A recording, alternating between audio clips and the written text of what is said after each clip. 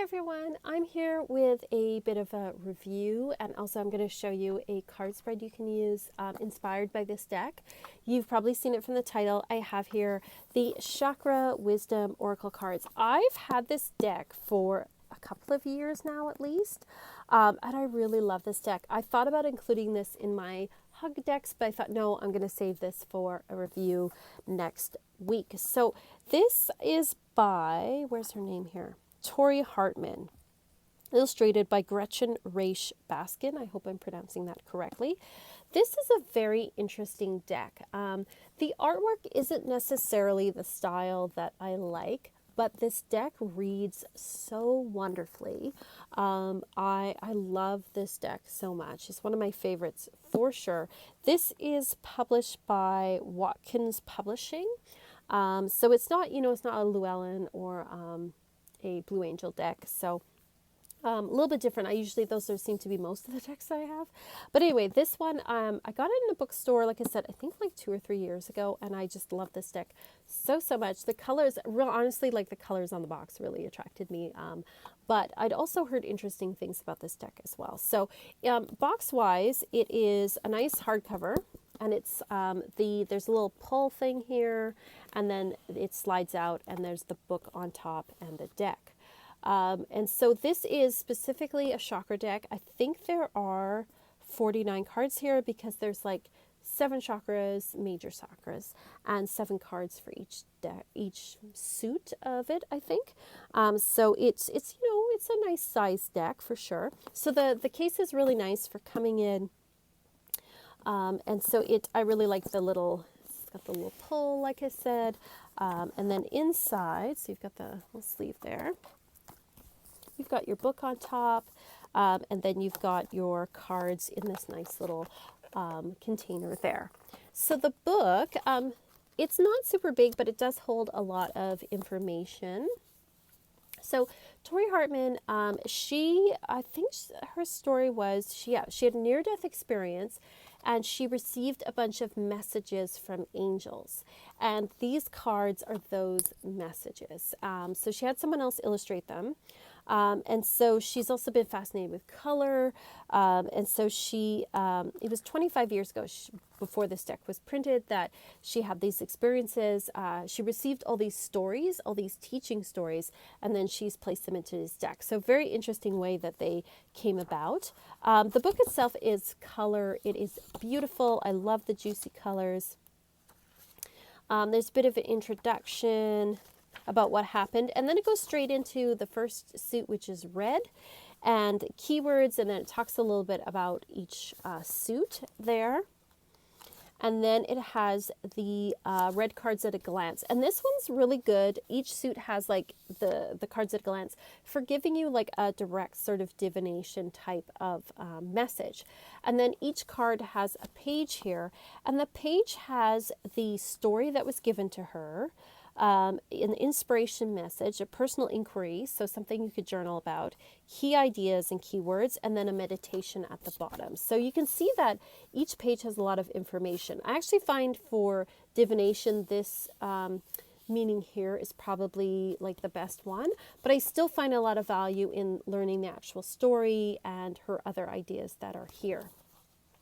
So that's the format of the book, and you can see that, it's nicely colored. You've got a little nice color thumbnail of each of the cards.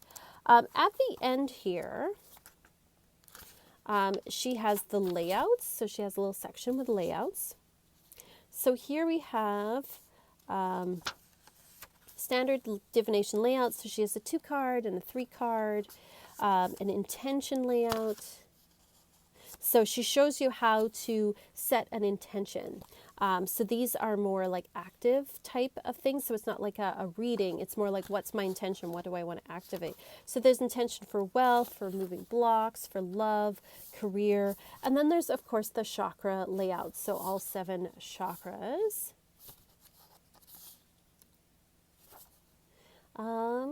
Okay, and then she gives a little sample reading for that as well. And then final thoughts. So you see, it's like it's not a huge book, but it does have a lot of information in it. I think you can read these even without the book, but the book does have a lot of information. And I do like her little stories and things. Those can really help you with interpreting the cards. Here we've got like a nice little sort of inset. The only complaint I have is there isn't a ribbon or something to pull out, because a lot of these kind of get stuck sometimes behind the little inset there. All right, so the you know what, they're kind of they're not super thin. They actually have a little bit of stiffness to them.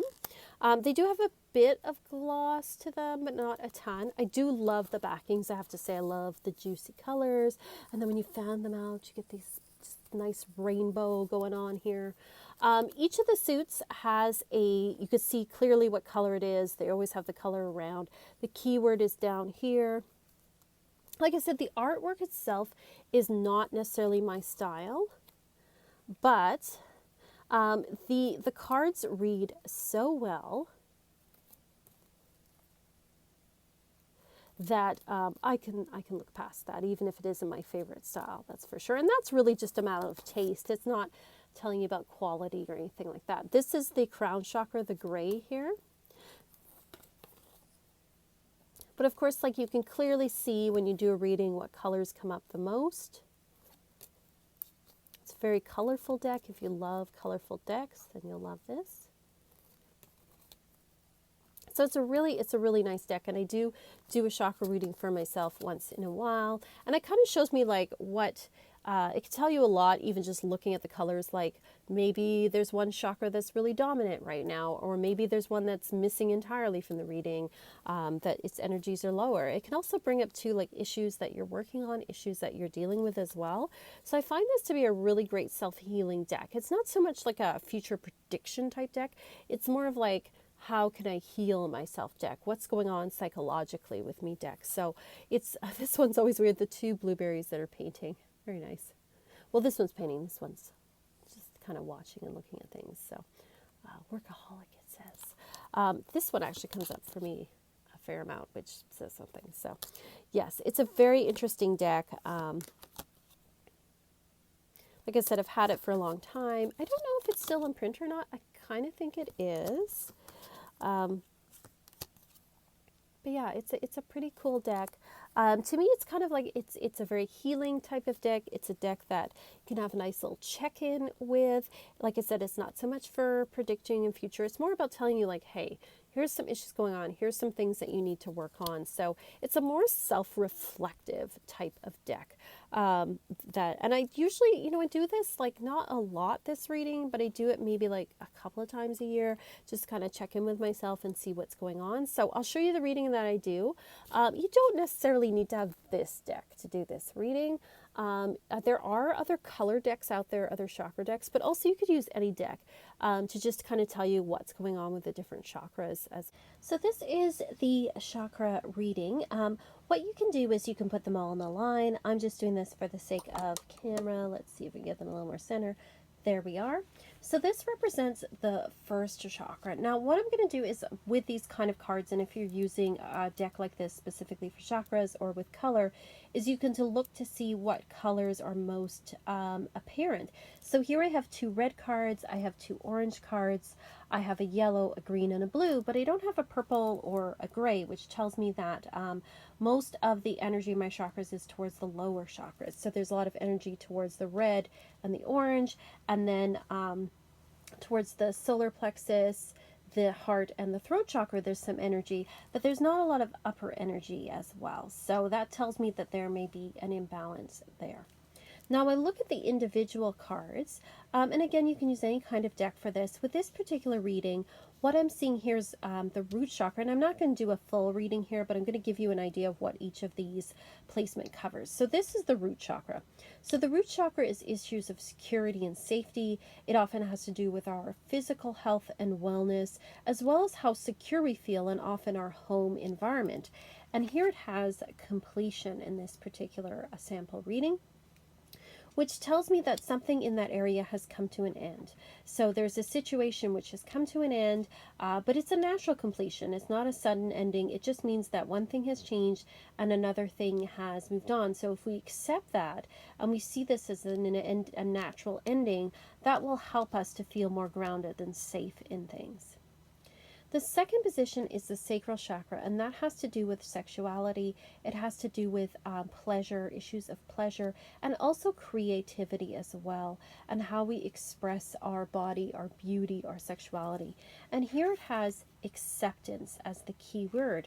So obviously for this person, it's saying that accepting their sexuality, accepting pleasure in their life, seeing themselves not as either broken or missing something, as being a whole, that we are whole as we are, can be very healing on this level for that area. The third chakra here has to do with issues of power and money, how we exert power in the world. And here we have service. So it's saying that money comes when we're of service, that work comes, good work, being able to because it also has to do with work, how we exert our power in the world. It's saying not about power over, but how are we of service? And when we're of service, you know, those things come to us, satisfaction, money, all of those things.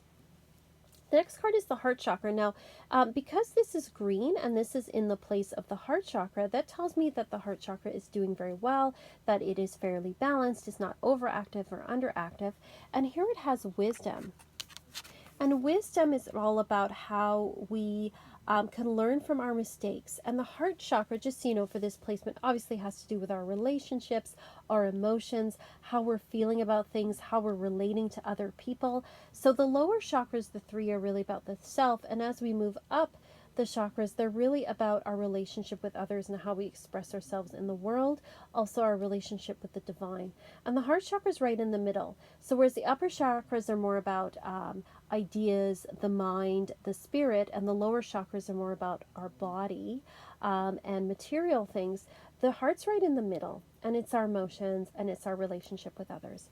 So here it's saying wisdom, which is about learning from our mistakes, learning from the past, and also the wisdom of enjoying the present in whatever form it looks like, and gaining knowledge, gaining experience through that. And that means, you know, sharing those experiences with others and learning from others as well and their experiences, and really letting that knowledge be in our heart and not just our head. The third chakra, the throat chakra, is how we communicate and how we express ourselves to others. So again, it's about reaching out to others, not just ourselves. It's also about how our mind and our heart work together to express ourselves in the world.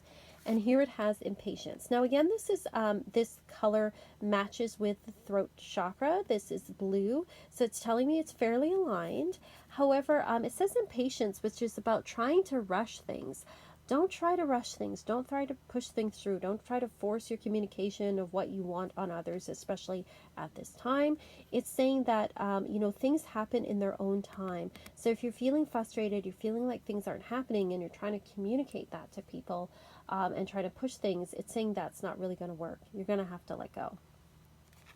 Now, the sixth chakra here, this is the brow chakra. This has to do with our third eye. This is about our intuition. This is how we interact with the spiritual world to a certain extent. It's our gut instinct, our intuition about things. And here it has soulmate. So it's saying that we have to let love in. We can't control everything. And, you know, with intuition's about being receptive. It's about letting go. It's about feeling the love that we have for others and in the world. So it's about being receptive to that with this particular card. And then we have here the crown chakra. And the crown chakra is how we relate to the divine world, our cosmic connection, higher connection, connection to our higher self, to the universe, God, Goddess, whatever you want to call it. And here it has the key word of abundance. So it's saying that material goods wealth comes to you when you honor that, when you honor wealth as something of service, which connects with here, and when you see really money as something where it wants to be spent wisely, where it wants to do good in the world, when you don't see money as a dirty thing, you see it as actually something that can help others, and that and when you're open to that and open to that connection from the divine, and you see money as more of an energetic and spiritual thing, that's when things usually flow better for us. So that's just like a quick sample reading, but I wanted to give you an idea of what each of those chakras represents and how you can read about them. But again, you can use any deck for this. If you have any questions, or let me know what decks you use for this,